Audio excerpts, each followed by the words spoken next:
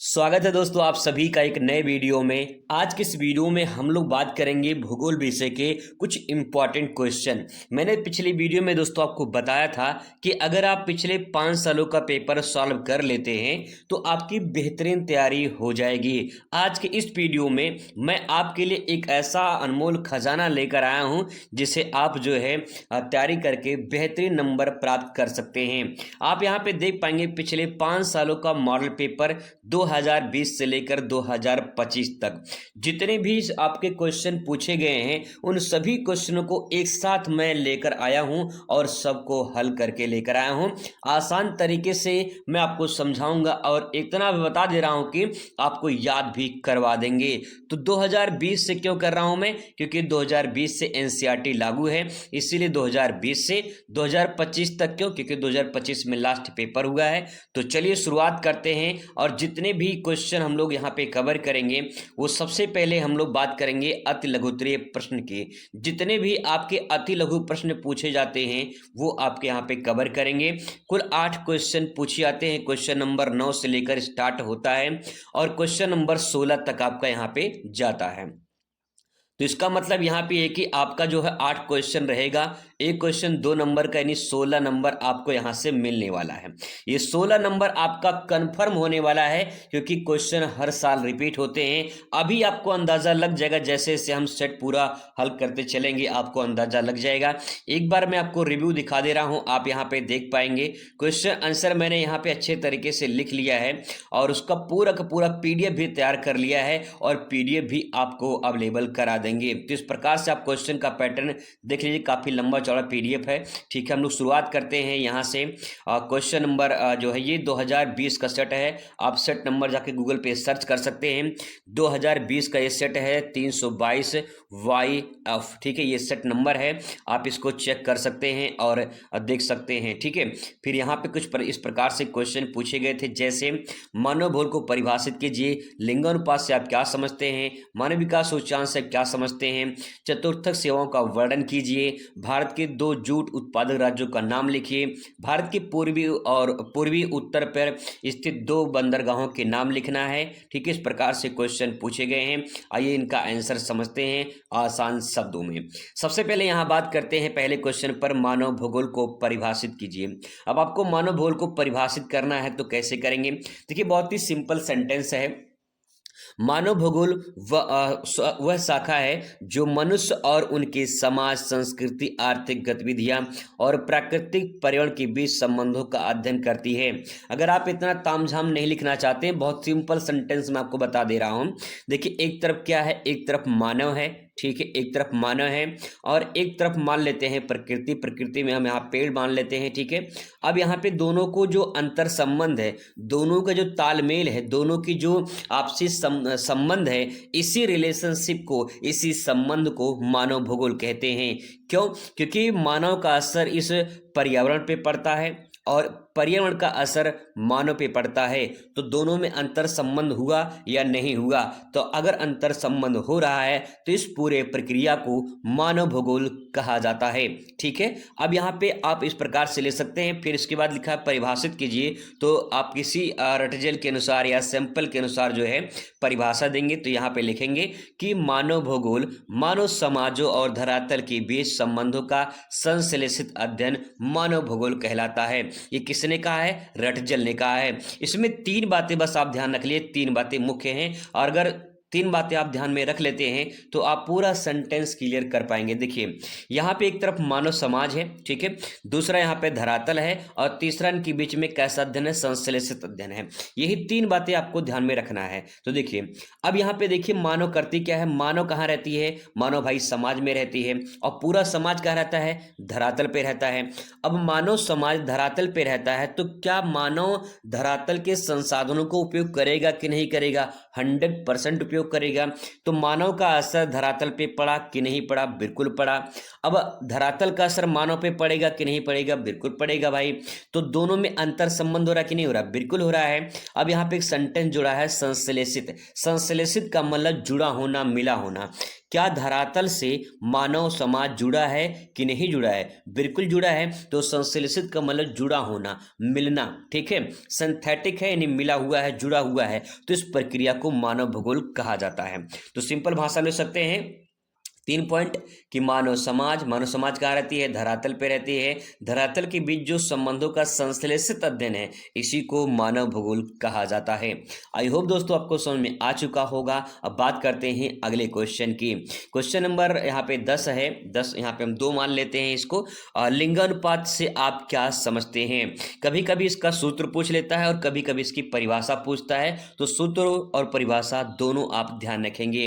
अब यहाँ पे लिंगानुपात क्या है? बहुत सिंपल सेंटेंस में मैं आपको बता दूं तो जब आप एग्जाम हॉल में बैठेंगे, एग्जाम हॉल में आप बैठेंगे वहां पे, तो वहां पे कुछ गर्ल्स भी रहेंगे, ठीक है, कुछ बॉयज भी रहेंगे।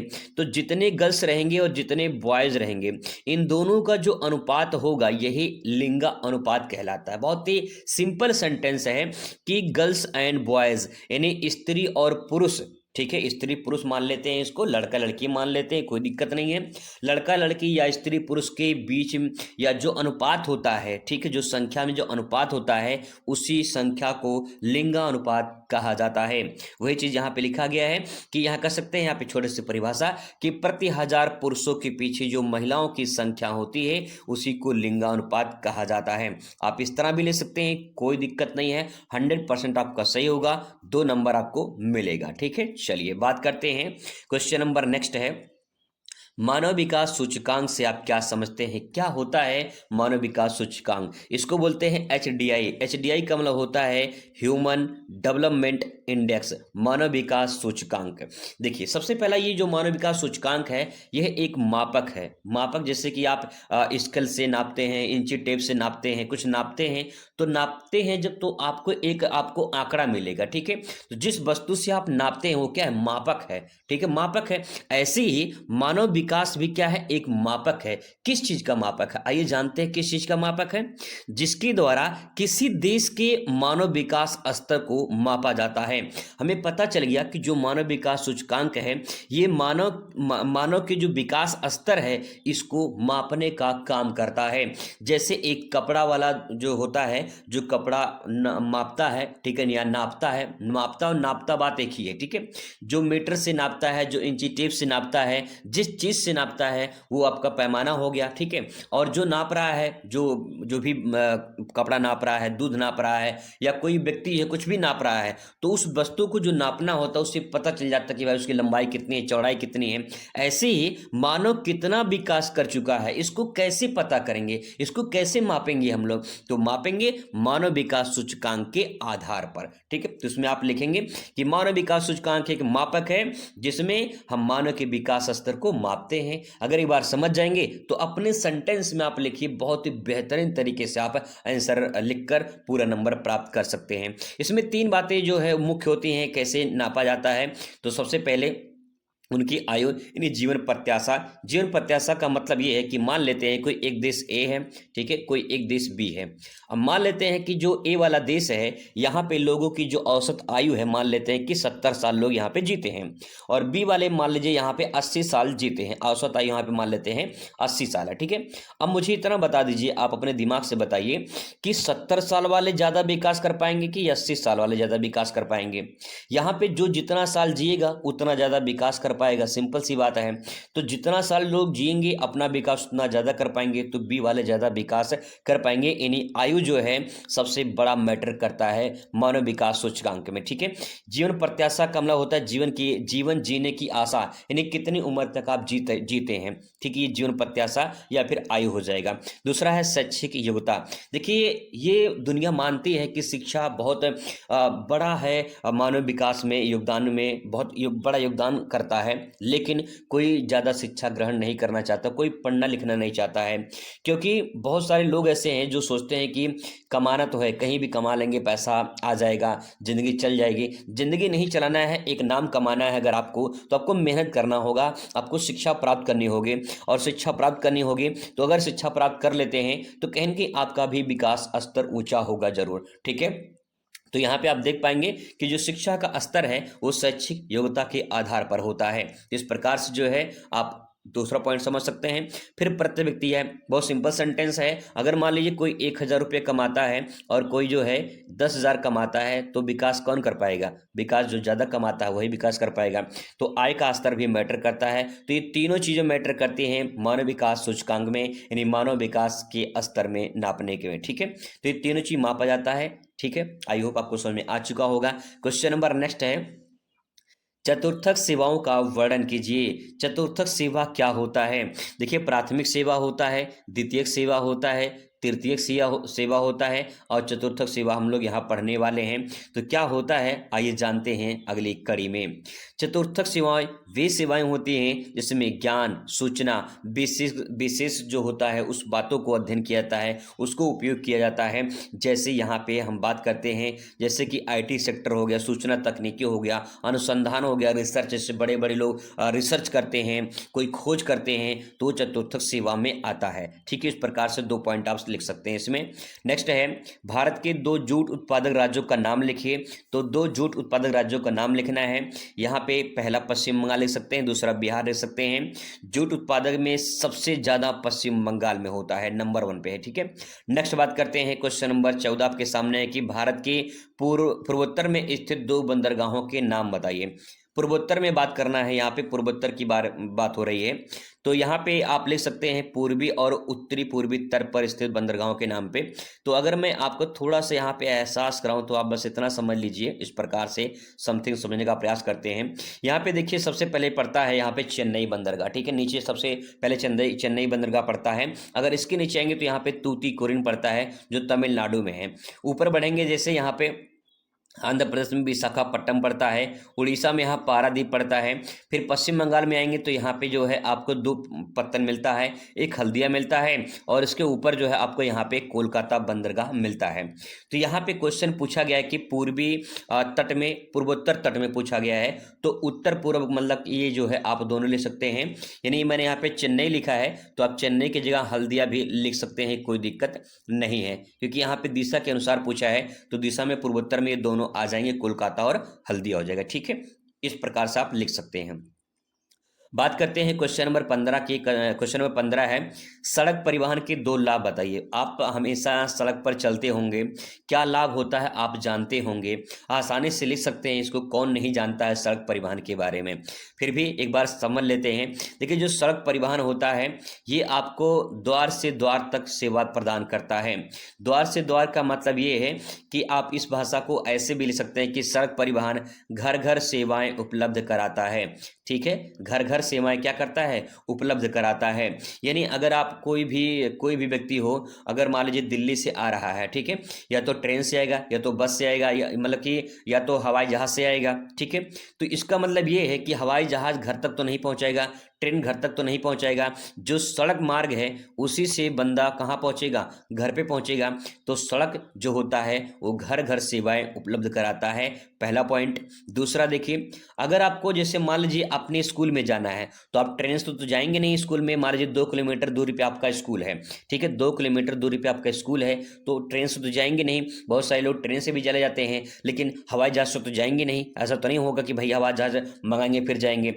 तो सड़क जो होता है ये कम दूरी के लिए, कम समय के लिए और कम सामान के लिए सुविधाजनक होता है। 2 पॉइंट पूछा गया है, 2 पॉइंट लिख दीजिए। क्वेश्चन नंबर 16 पे आ जाते हैं हम लोग, ठीक है? क्वेश्चन नंबर यहाँ पे 16 देखते हैं कि उद्योगों के स्थानीयकरण के 2 कारकों का उल्लेख कीजिए। 2 कारक बताना है किसके उद्योग के स्थानीयकरण हो रहा है। स्थानीयकरण का मतलब ये होता है कि एक स्थान से दूसरे स्थान पर क्यों स्थापित होते हैं, क्यों लगाए जाते हैं उद्योग एक स्थान से दूसरे स्थान पर। ऐसा कुछ तो कारण रहा होगा, ठीक है? कारक का मतलब होता है कारण, कुछ तो कारण होगा जरूर। आप एक स्कूल छोड़कर दूसरे स्कूल में नाम लिखाते हैं, क्यों? कुछ तो कारण होगा जरूर। आइए जानते हैं क्या कारण है उद्योग के स्थानीयकरण में। पहला यहाँ पे ले सकते हैं कच्चे माल की उपलब्धता। जैसे मान लीजिए अगर चीनी बनानी है, ठीक है, किसी भी उद्योग में चीनी बनानी है तो चीनी बनाने के लिए हमारे पास कच्चे माल के रूप में गन्ना होना चाहिए। अब जिन क्षेत्रों में गन्ना ज़्यादा उत्पादन जहाँ होता है वहीं जो है चीनी मिल आपको ज़्यादा देखने को मिलते हैं। इसका मतलब क्या है? इसका मतलब ये कि कच्चे माल जहाँ आसानी से उपलब्ध हो जाएं वहीं पे स्थानीयकरण जो है उद्योगों का होता है। सिंपल लिख सकते हैं, कोई दिक्कत नहीं है। तो कच्चे माल की उपलब्धता यानी उद्योग वहां लगते हैं जहां कच्चे माल आसानी से मिल जाते हैं, पहला पॉइंट। दूसरा देखिए, दूसरा पॉइंट है परिवहन की सुविधा।